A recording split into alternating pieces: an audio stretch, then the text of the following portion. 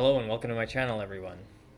Today I've got a video review that is quite possibly 13 years in the making now, and I'm basing that off of the release of the 2007 Transformers movie. Now I say that because ever since I saw that movie, I was looking for a definitive version of movie Starscream, and we've had a lot of figures come out since then, since the original movie line, into the Revenge of the Fallen line, way into Dark of the Moon, and I mean, off the top, there's probably more than 30 to 40 Starscream figures released, but none of them have been the definitive Starscream.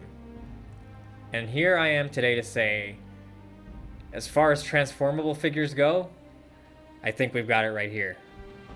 It's really exciting for me to get this thing. I didn't think it would be so soon, that since the release of the original movie masterpiece Starscream by Hasbro, that a third-party company would come along and make it, but it had been maybe 2 weeks and we saw the prototype of this one come out.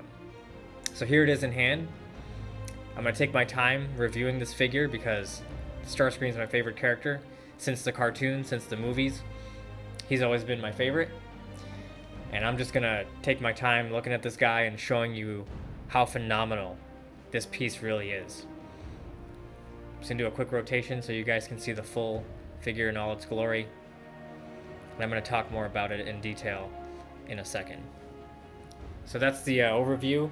This is what we're talking about today, the fourth party or third party movie masterpiece Starscream. And let's get on with the review.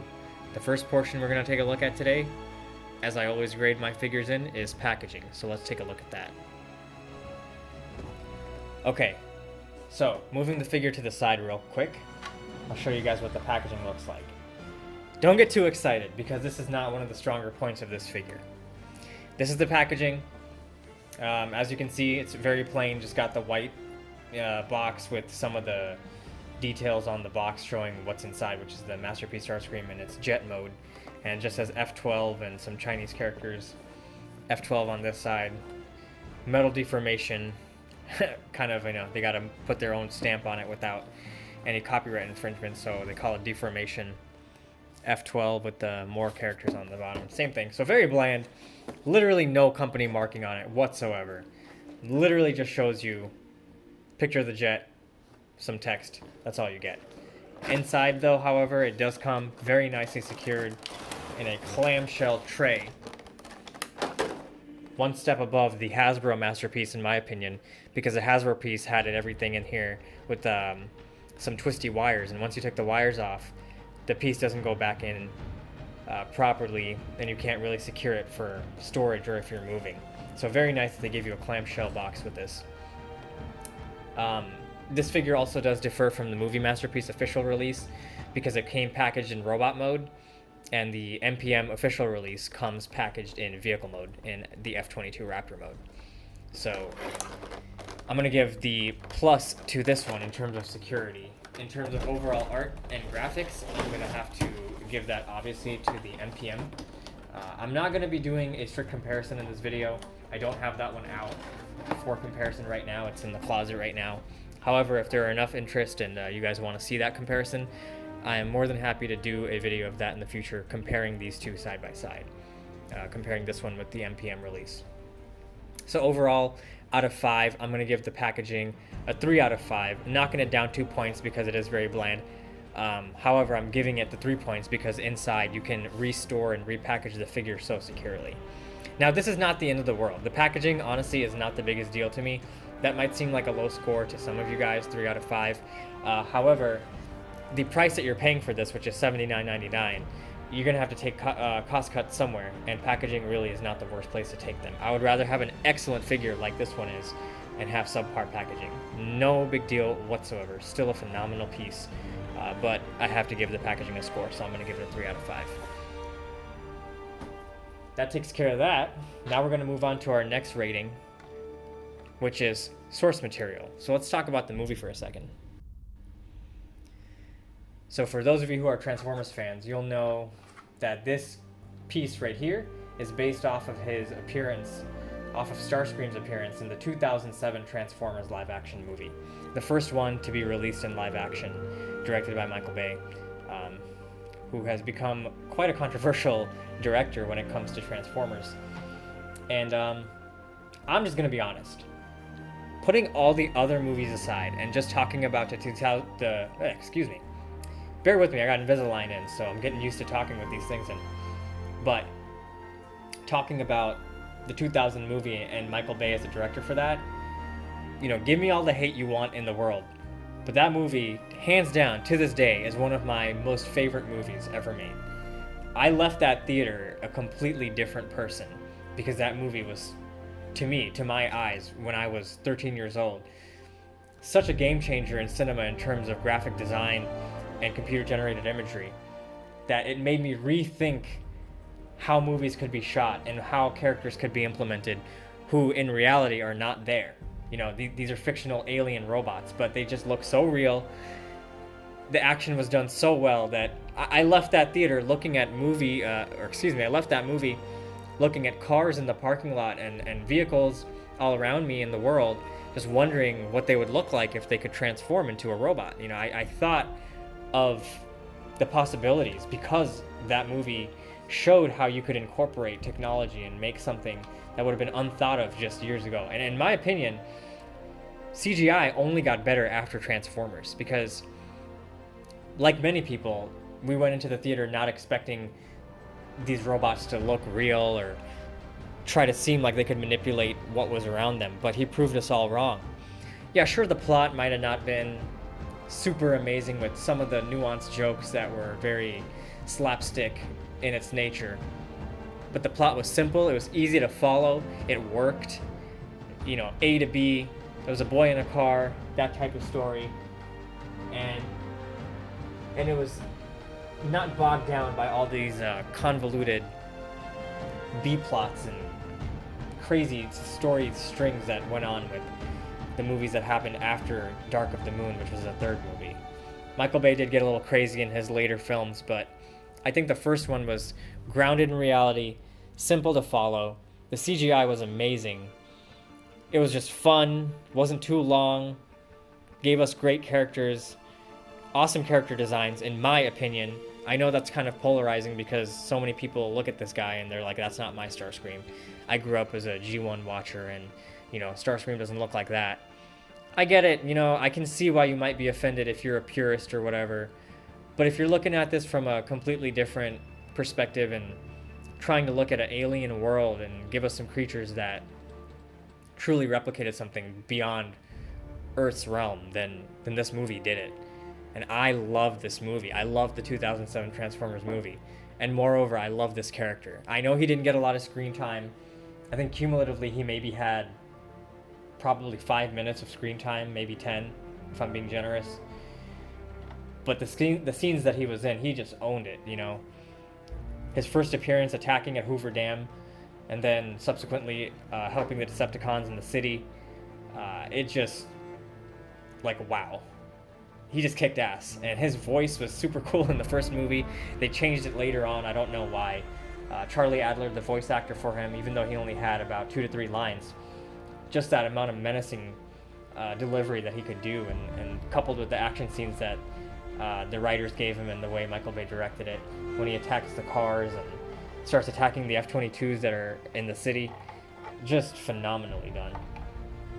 I could honestly talk on and on and on about just how great he was, how his character was in the movie, despite the minimal amount of presence and screen time he was given, which just goes to show you how much a cool character and a cool design can carry with minimal screen time.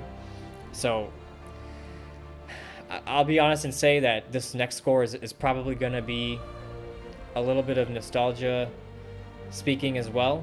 However, I have to give it what I want to give it, which is a 5 out of 5 for the source material. It's not a perfect movie, but to me it was one of the most memorable theater-going experiences I had. Probably on par with when I watched The Avengers. So, it really did usher in a new era of filmmaking, in my opinion. And for that, I'm going to give it a 5 out of 5. I don't want to get too winded. I can talk about this character and that movie forever, but let's just wrap this section up with a 5 out of 5. In the next section of my review, we're going to be talking about likeness to the character model. Moving on to likeness now. So I got him in a gun firing pose, kind of similar to how he was when he was attacking Ironhide and Ratchet. He had this sort of pose where he was using his Vulcan cannon, the M61. This Vulcan cannon is known as the M61 in real life. Sorry, I'm a plane nut, so I kind of love the F-22 and I know about jets, so I kind of got to give him some bonus points for incorporating a real weapon that the F-22 has into his robot mode. Very cool. Very nerdy for me to like something like that, but had to point it out. So there he is in a little gun firing pose. And moving on to likeness, I mean, before you can kind of start to critique likeness in an action figure, especially with Transformers, you have to remember that figures like this, they have to transform. They're Transformers. So you're having this dual challenge of having not only the difficulty of having a toy, a plastic, real-world item that you can hold in your hands that has to transform into a CGI character and look similar to it, but you also have to figure out how do these pieces fold and move and manipulate into a way that you can get it into a vehicle. So given that you have to look at this robot mode and then also in the back of your mind say, well, you know, this has to turn it into an F-22, the fact that the likeness of this is as similar to the CGI character as it is phenomenal. Now, well, there goes my cat's feeder, so I'm going to ignore that for a second. It's got an auto feeder, so she's kind of eating her food, so ignore that, please. Didn't expect that to go off right now.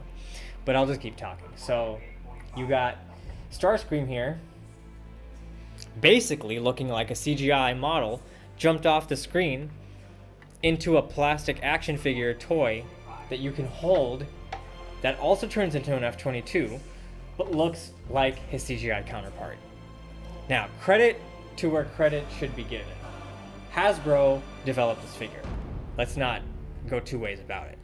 The third-party company took the figure, gave it the new paint scheme, changed up some of the articulation, changed up a little bit of the transformation to make it more accurate. So the real props should go to Hasbro for designing the original figure. But that's not to say that this third party should not get credit for also doing what they did and making this a little bit more accurate. Just look at this thing. It looks straight up like the movie CGI counterpart. In fact, I'll throw up a comparison side by side right here. So you guys can see. I'm going to move this to the side and I'll put in a CGI image right there. You guys can see how similar these two look. And this is not a computer model. This thing has to move in the real world. Now the points and the credit that I do have to give to the third-party company are the minor modifications they made. And I say minor, but they make a world of difference when it comes to how this figure looks. The original MPM-10 Starscream release, one of the biggest downfalls was the back section here. If you know, that's how the original was released. It literally just had this back flap section was hanging down straight like that. And as much as the rest of the figure was nice, just having that flap stick out really did break some of the overall immersion. So what this third-party company did was they took the flap and they added a hinge here, which flips it up and out of the way and makes it flush with the back. Just that alone, even if they didn't change the paint scheme, just that alone makes this figure better than the MPM-10 in my opinion. I'm sorry, Hasbro. I don't know what your design team was thinking when they left that original flap the way it was. It was literally one hinge that you guys should have added, but you didn't do it. But this company did it. I still purchased the original because I love supporting the original creators, and Hasbro deserves to get the credit that they put the work in for. But there are certain things on the MPM-10 that I did not understand as to why they did that. Next, some of the hinge changes that they did. This isn't really likeness, it's more talking about articulation. However, the original could not stand on its own very well because the feet were so loose. But this company tightened up the joints and gave it a much tighter joint in the ankle rockers, which helps it to stand on its own so much easier. Secondly, they added a couple of hinges in the arm to get it into more poses that you can get to create some of his classic poses that he did in the movie. And then lastly, I'm going to take it off the stand to bring it in close to show you guys some of this beautiful, immaculate paint that this third-party company put on here. And I keep saying third-party company, and I apologize because I don't know who made this, because there was no company branding or anything. If I had to hazard a guess, excuse me, if I had to hazard a guess, I'd probably say it was Black Mamba, because they're known for taking original Hasbro designs and then making improvements on them. So whoever made this, if you're watching this, if you ever do, thank you. Thank you for giving us, the fans, what we've always wanted from a Starscream action figure.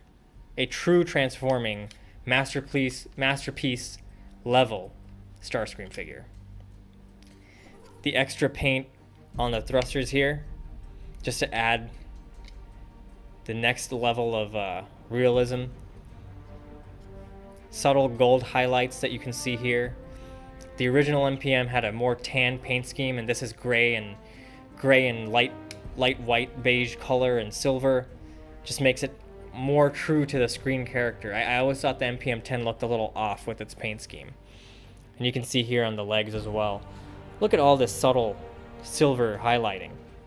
You know, just because this is in the back, a lot of times these back components don't get as much attention. They don't get the same amount of paint and the same amount of love. But they spared no attention to detail with adding in these bronze and gold highlights here. I could just gush and gush. Just simply amazing. And then the front is probably where it's even more impressive. Starting off with that head sculpt. Look at that red eye paint. I know the MPM-10 had it as well. However, here, being complemented by the gold, the silver being painted all over the head with the purple on the gill section. The mouth does open as well. And you can kind of get some nice neck detailing. The head raises up a little bit like that. Tell me that doesn't look like a CGI model. Nice detail on the chest as well. The gold and silver highlights continue throughout. Look at that cockpit detailing as well. Nicely molded, and I believe they added some changes inside the cockpit to make it look a little bit more detailed. This is the robot mode review, so I'm not going to be harping too much on the vehicle mode details. I might do a vehicle mode review as well. I'm a big fan of the F-22, so I'll probably gush and gush on that as well. But right now we're just looking at the robot mode. So all that to say that this figure, in terms of likeness, unsurprisingly, is getting a 5 out of 5. I'd give it a 6 out of 5 if that made any sense. But I have to give, you know, the painters, whoever ended up choosing the final paint scheme, all the props for taking what was already a great figure and turning it into a masterpiece, a true masterpiece. If there's anything that I think that I can say that kind of looks off, is maybe the headpiece, the silver on it, is a little bit too reflective compared to the rest of the body. It looks a little bit shiny compared to all the gray, the silver. But that could be a positive based on the type of paint that you like on your figures. So that's the likeness. And that's going to do it for this section. Let's move along. The next section we're going to be looking at is the accessories. And if you know about the MPM-10 figure, then you're not going to be surprised to know what the accessories that this one comes with, which are his arm-mounted missile launcher here. Unsurprisingly, getting a beautiful paint job. It does have the rotation. I'm not sure if the original MPM-10 did, but this one does rotate. The third-party company also did substitute out the rubbery plastic for a hard plastic on this for the spike, so that just makes it a lot nicer.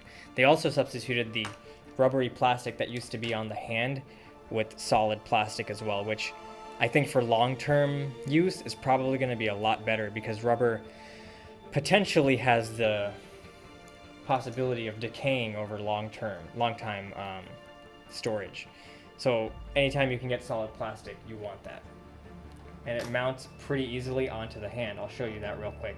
So you want to take the figure's hand and fold it in half like that. And that will expose this peg here. Next, this square peg here will plug into the top of the wrist.